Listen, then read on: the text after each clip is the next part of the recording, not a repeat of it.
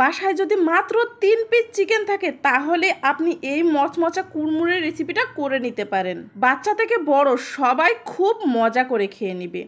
এর জন্য আমি কুচি কুচি করে কিছু চিকেন কেটে নিয়েছি, দিয়ে দিচ্ছি লবণ, হলুদ, ধনিয়া গুঁড়া, জিরা গুঁড়া, আদা রসুন বাটা, সামান্য একটু গোলমরিচের গুঁড়া দিয়ে খুব ভালো করে মেখে রেখে দিচ্ছি সাইডে। আর এরপরে একটা মাঝারি সাইজের আলু একদম পাতলা পাতলা করে কেটে নিয়েছি, এটা লবণ দিয়ে মাখিয়ে রাখবো। দেখবেন আলুটা যেন একটু পাতলাই হয়। আর এরপরে নিয়ে নিচ্ছি একটা বাটিতে 1 চামচ কর্নফ্লাওয়ার, 1 চামচ শুকনো মরিচের গুঁড়া আর 1 চামচ লবণ খুব ভালো মতনভাবে পানিতে মিশিয়ে নিচ্ছি। এখানে আপনারা কর্নফ্লাওয়ারের বদলে চালের গুঁড়াও ইউজ করতে পারেন।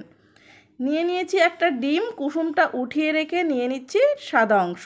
এরপরে সেই চিকেনের ভিতরে দিয়ে দিয়েছি 1 চামচ কর্নফ্লাওয়ার আর সাদা অংশটা দিয়ে খুব ভালো মতন মেখে নিয়েছি। এরপরে আলুটা নিয়ে কর্নফ্লাওয়ারের গোলার ভিতরে গুলিয়ে একটা চিকেন দিয়ে টুথপিক দিয়ে এভাবে এঁটে দিচ্ছি, তাহলে কিন্তু তৈরি হয়ে যাবে। এখন আর কোনো কাজই নাই, শুধু টকবুকে গরম তেলের ভিতরে দিয়ে ভেজে নিতে হবে। দেখতেই পারছেন সবগুলো কিন্তু আমি একে একে ভেজে নিচ্ছি। একটু সময় নিয়ে লো আঁচে তেলটা খুব বেশি গরম করে ভেজে নিতে হবে, তাহলে কিন্তু তৈরি হয়ে যাবে মুচমুচে কুড়মুড়ে চিকেন পাকোড়া।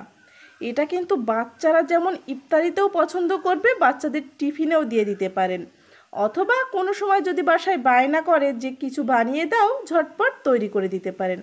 যেমন প্রোটিন তেমনই খেতে ক্রিস্পি আর মুচমুচে। একটু সস লাগিয়ে খেলে কিন্তু আর কিছুই লাগে না। যেসব বাচ্চারা মাংস একদমই খেতে চায় না তাদের এভাবে করে বানিয়ে দিবেন, একটু সস লাগিয়ে কপাক কপ খেয়ে নিবে। দেখছেন উপরটা কতটা ক্রিস্পি আর ভিতরটা একদম জুসি। রেসিপিটা ট্রাই করে দেখতে পারেন। আর কে কোন জায়গা থেকে ভিডিও দেখছেন আমাকে কমেন্ট সেকশনে জানাবেন। দেখা হবে নতুন কোনো রেসিপিতে, নতুন ভিডিওতে। ধন্যবাদ।